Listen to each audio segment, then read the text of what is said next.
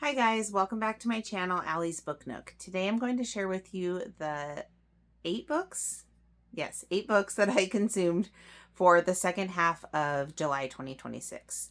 So I think I read 14 books this month. I did split it up and do a mid-month reading wrap-up for the first half of July. So this is everything from the second half of July.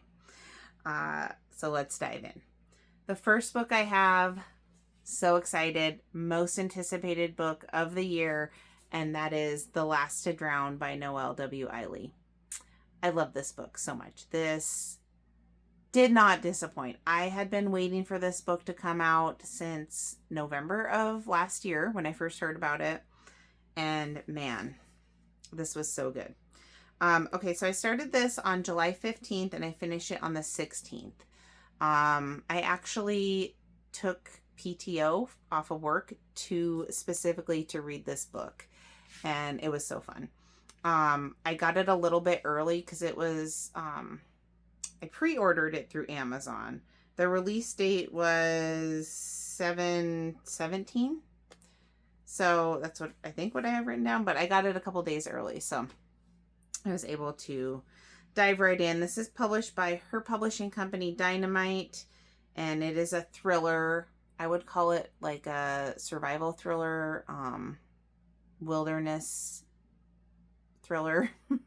It is in a wilderness setting, which is probably like one of my favorite tropes, is a thriller book that takes place in an isolated wilderness setting.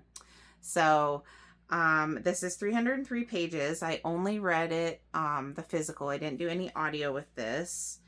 And yeah, I absolutely loved this. So this is about a gal named Kea who goes on this rafting trip with, it's like a group of like 12 or 14 women. And she's also dealing with grief because she did lose her husband unexpectedly, I don't know, maybe a year or so before this. So she's dealing with that. And she goes on this rafting trip, and it is a very intense rafting trip. It's takes place on this fictional river in Idaho, as most of Noelle's books are set in Idaho. And it's like 100-mile stretch, super remote, no cell phone service, no roads in or out. You get on the river and that's how you get out of there, is you float down the river through these rapids and stuff. They do have some river guides. There's like 3 of them. But this stretch of river is notorious because like 7 years before, there was a situation. 7 years earlier, a guide murdered a group of rafters on this same isolated stretch of water. Killer's body was recovered downstream, but the true crime community has never stopped asking questions, and for good reason. So that comes into play. As they're out in this very isolated area, some things start to happen that seem a little bit nefarious in nature. So supplies start to go missing. Other things start happening where you start to wonder, is there someone in this group of people that has ill intentions? And oh man, I ate this book up. It was so fast paced, super intense. I absolutely loved it. Short chapters, like a lot of her books have. I did like the elements of grief in here, and how it added to the character development, the way that the main character was also dealing with the grief and the loss of a loved one and that type of thing. And it gave the book a little bit more depth than just like a popcorn thriller, which I love about her books. I've read her to zero now. I did a video a couple months ago before this came out of all my rankings of her books. And I've been trying to decide ever since I read this how this would rank for me in order of favorites for her. And it's so hard because all her books are so good. I don't think this is going to be my number one. For me, that's probably still Ask for Andrea. Well, it is. And then None Left to Tell, Gray After Dark is number 3 for me, but I don't know. This is right there. This is like up there. So I really enjoyed this. I highly recommend it if you like super intense, fast-paced thrillers in an isolated wilderness setting. It has all of it. It checked all the boxes for me. So of course I gave it 5+ stars for everything. Overall, quality of writing, strength of characters, plot, all of that. Yeah, this was definitely worth the wait. And I did have a little bit of a book hangover after I finished it. So good. Highly, highly recommend. The next 2 books that I did, I actually only did on audio. And they're part of a series. So this one is called The Next Mrs. Parrish, and it is the sequel to The Last Mrs. Parrish, which I read in June. And I did review that on my channel. But The Next Mrs. Parrish, I listened to that from 716 to 720. Liv Constantine, which is actually 2 sisters that write together one story. This came out June 17th, 2024, and it is a domestic thriller. It was free to listen to through my Libby. So, 11 hours on audio. It continues right where the first book left off. So I can't really say too much about it, but if you've read the first one, I think it is worth it to read this one. It's a nice, like, popcorn thriller, nothing too deep, but it would be a good, like, summer beach read if you've read the first one. Has some of these same characters that you just love to hate. You're not supposed to like them. And so you get to continue with that, but it had a satisfying ending. I gave it 3.5 for everything. Overall, quality of writing, strength of characters, and plot. So after that, then I listened to the prequel, and that is called The Making of Jackson Parrish, a Parrish prequel. And that one, I think, is only out in audio. I listened to that 720 to 721. It's short. It's only 4 hours. It says it's an Audible original, but I did get it through my Libby. It was published in September 15th, 2025. It's another domestic thriller, and it's Jackson Parrish's origin story. So he is the husband in The Last Mrs. Parrish and The Next Mrs. Parrish. This is his origin story, how he became that character and developed some of those personality traits that he has. You get to meet him at a younger age when he's just starting out in the world, and find out how he really developed. He still has the same personality, just maybe not as deeply rooted as it becomes in the later books. There are a couple things in here that played into the second book, the sequel, The Next Mrs. Parrish, that I really like. It felt like it wrapped up the Next Mrs. Parrish. So there's like a character, and there's like some other stuff in that one that they don't really explain a lot about, or who they are or anything, and you meet them and you find out answers to that in this prequel. So that made it worth it for me. I am glad that I consumed them all. But you should read them in that order. You should do The Last Mrs. Parrish, The Next Mrs. Parrish, and then The Making of Jackson Parrish. I gave this a 3.75 across the board, and yeah, probably because I liked it a little more than The Next Mrs. Parrish because it wrapped things up. There were like corny sound effects between each chapter that I didn't really like, but other than that, it was entertaining. I did enjoy it. So my next book that I read is a nonfiction book. I am trying to read one nonfiction book a month now, because I don't read enough of them, and I'd like to expand my knowledge. And a friend recommended this to me, highly recommended it, and that is Fire and Brimstone, The North Butte Mining Disaster of 1917. So this was my 90th book of the year, and it also hit my book bingo for a historical event in the USA. Started it on 720, finished it on 722. Written by Michael Punk, published by Hyperion in 2006. I paid less than $10 for this used, and then I listened to it free through Libby. It's 338 pages and 9 hours on Libby. So this is the first book I've read by this author, Michael Punk. He also wrote The Reverend, which was made into a pretty famous movie with Leonardo DiCaprio. And I think I want to read that after reading this. This was good. It was interesting.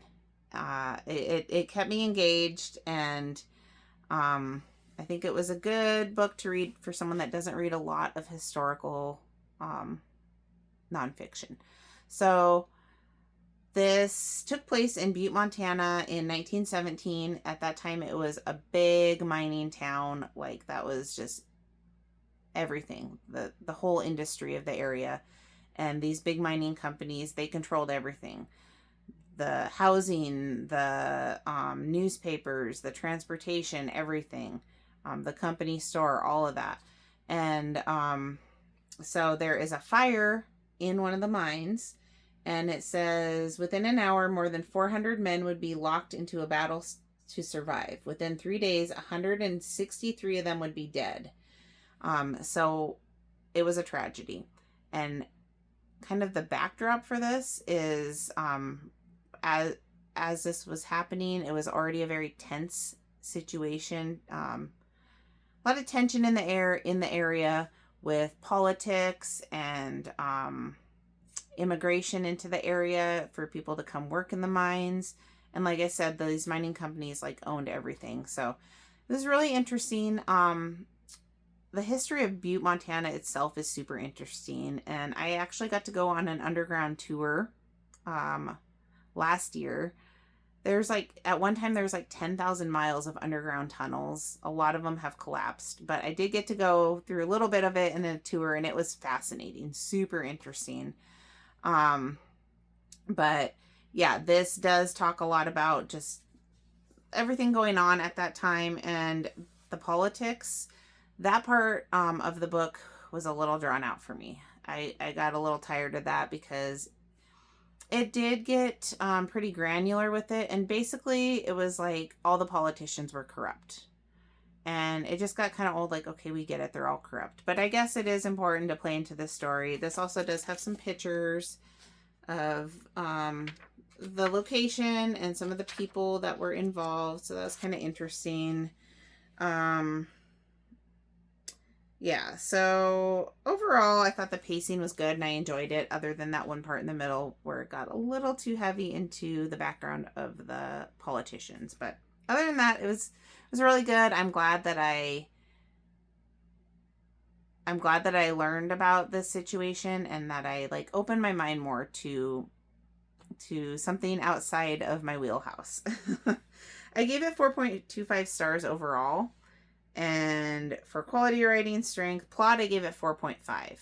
But yeah, I did knock it down a little bit because of that part I wasn't crazy about. But overall, it was good. I'm glad I read it. And I do want to read more by him. And like I said, I'm going to try to do one nonfiction book a month. So probably more like history stuff at first anyway. Not so much like self-help, but you never know. Okay, the next book I read is a book that my friend let me borrow, and it is called The Life Impossible by Matt Haig. This is my first read of his. He's most famous for The Midnight Library, which actually just came out with a sequel. But I read this on 7/23 to 7/25, published by Viking Random House in 2024, and this is categorized as literary fiction, but I would call it more like magical realism. 324 pages, 11 hours. So, it's actually, it reads just like a regular novel, first person POV, but she is writing like an email to someone. So maybe it could be considered epistolary. There's a little bit of email correspondence, but it basically, you kind of forget that's the format because it's just mostly just one long story. So there is this lady, she is like 70 years old. She's in her 70s. She is a widow who lives in Great Britain by herself. And I really enjoyed her character. She had like that dry British humor and I loved it. It was so fun. but she gets a letter that I don't know, she gets notified that she has inherited this house on this Greek island. And the person that she inherited it from, she knew her in her past, but not that well. So this is like total shock to her. So she goes there and finds out that there is more to the area than she thought. It's not just a normal island. It's not a normal body of water. And there is some magical realism. I don't want to give away any spoilers, but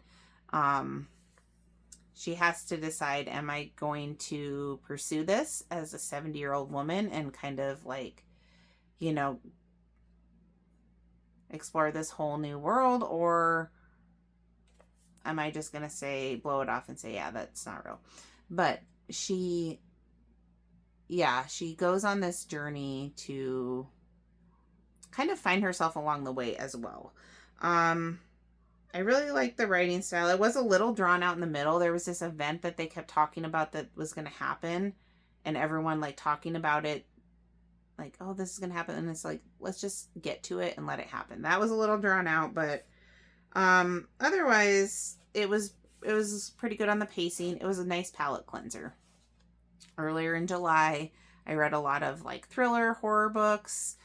So this was a nice little palate cleanser. I gave it 4 stars overall, 4.25 for quality of writing, strength, and plot. Strength of characters, and overall I gave it a 4. So I do own the Midnight Library, and I do want to read it at some point in time. And I would recommend this, The Life Impossible. Then I read a thriller, and that is They Never Learn by Lane Fargo. This, I started it on the 25th and I finished it on the 27th. Published by Scout Press in 2020. It's a psychological thriller. Free to listen to through Libby. This sticker says $17.99, but I got it for cheaper because it was like buy 2 get 1 free. So however that divides out. Anyway, 342 pages, 10 hours. This was entertaining. This is kind of an academia setting. So this lady is a professor at a college, and she basically, is it yearly? I don't know. Every so often she finds like the worst male on campus and vigilante justice, takes matters into her own hands. So I guess kind of like Dexter maybe. I haven't watched Dexter, but yeah, she picks a target and she unalives them, and in her mind they deserve it. And then she does that in the beginning of the book, and then people start questioning, like they start looking back at some of these deaths on campus and questioning them, and she kind of gets involved in the situation. You also have another story going on at the same time of a girl who is on campus and is gets wrapped up in that culture. And so we're dealing with those 2 different timelines, or 2 different, I guess, POVs, but that got a little confusing at times, but not too bad. Let's see here.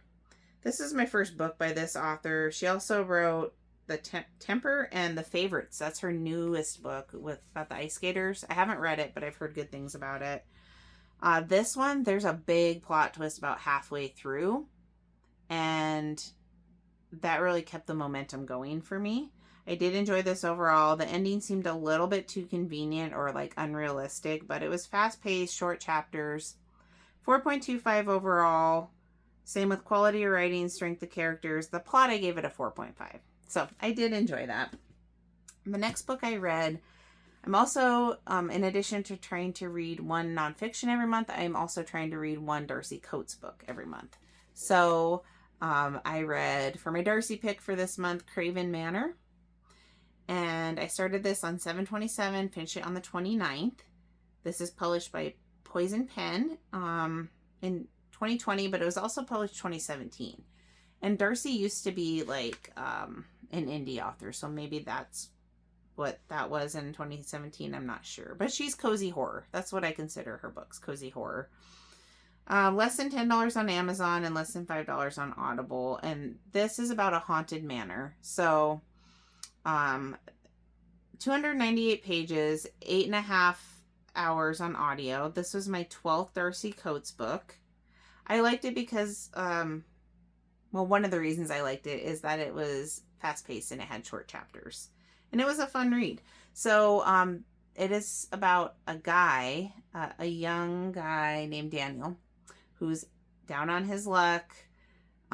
He basically has a job opportunity, that totally unexpected job opportunity, to be a caretaker at this old abandoned manor. And they said he can stay in the groundskeeper's shed and clean up outside and stuff. But this place is just creepy. And there's like rules too.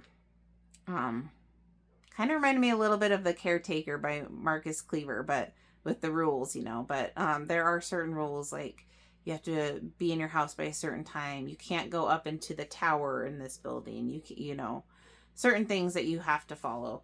And so it is kind of creepy, but he is between a rock and a hard place. So he takes on this job and things start to happen.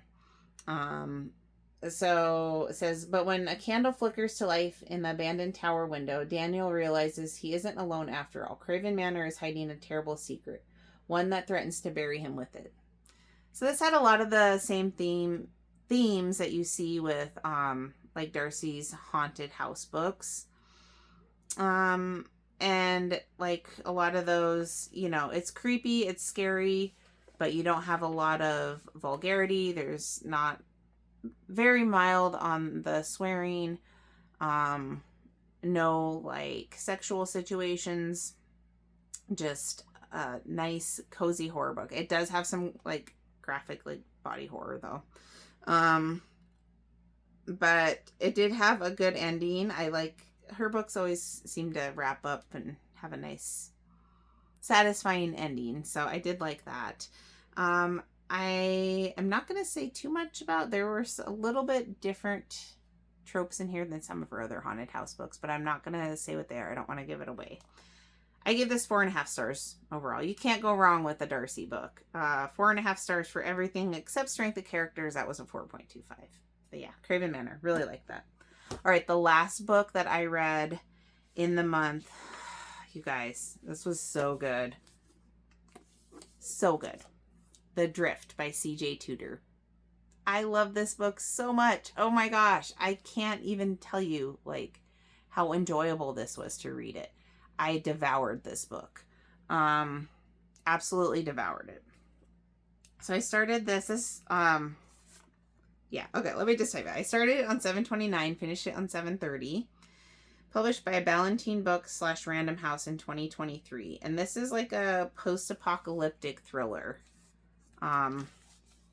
So I paid less than $10 for this used on Amazon, and then I listened to it free through Libby. And it's like a post-apocalyptic winter thriller, isolated setting. Again, isolated wilderness setting. I love it. 346 pages, 11 hours. So this is my first book that I've read by C.J. Tudor. I definitely want to read more of her books. I own The Gathering, and I've bumped it way up on my TBR. And then she has another book coming out in September called Serenity Falls that I'm really looking forward to as well. So this one, one thing I didn't like about it is the chapters aren't numbered. So it's kind of hard to do in tandem with audio, but I pretty much ended up just reading the physical one. Sitting down, reading it, not getting any of my adult responsibilities done. Yeah. So this has 3 separate stories that you're following. And so you have a main character in each of them. And so the chapters rotate between Hannah, Meg, and Carter.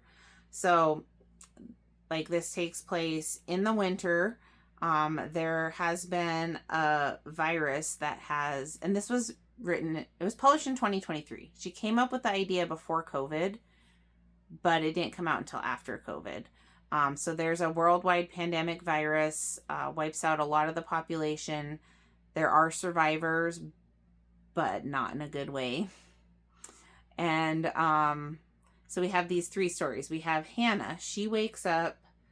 Oh no, so she's at a secluded boarding school, and they are evacuated on a bus, or as they call it in the book, because the author's British, they call it coach. The bus is a coach. But the coach goes off of the mountainside, and they are stuck in there. There seems to be no way out the way that the bus landed. And she's trapped in there with some other survivors. And then we also have the story of Meg, and that one was interesting. She wakes up in a cable car, like maybe like 1,000 feet above ground, with a bunch of strangers. Nobody knows how they got in the car. They all just woke up in there, and they're trapped. The cable car has stopped moving. Like, it was supposed to be going, up to like a ski area or something. And they're stranded. And then we also have another story with Carter, and he is living in this isolated ski chalet, and they've been there for a few years, him and his companions, so they do know each other more so than these other stories, but they're very reliant on a generator for power and safety and security, and the power keeps flickering and is starting to go out, and they have to figure something out. Imminent dangers for each one part of the puzzle. Lurking in the shadows is an even greater event, one with the power to consume all of humanity. Yeah, so good. So let's see here. What did I say about this? I liked how the bathroom duties still happened in here. So, a lot of books, they skip over that. But when you're stranded in a bus, people are going to have to use a bathroom. And what does that actually look like? Or when you're stranded in a cable car, how would that actually work? But yeah, I couldn't put this down. It was so good. I said it was gripping, thrilling, excellent read, perfect fit for my tastes. Storygraph said, yeah, this is about the perfect fit for you. And it was.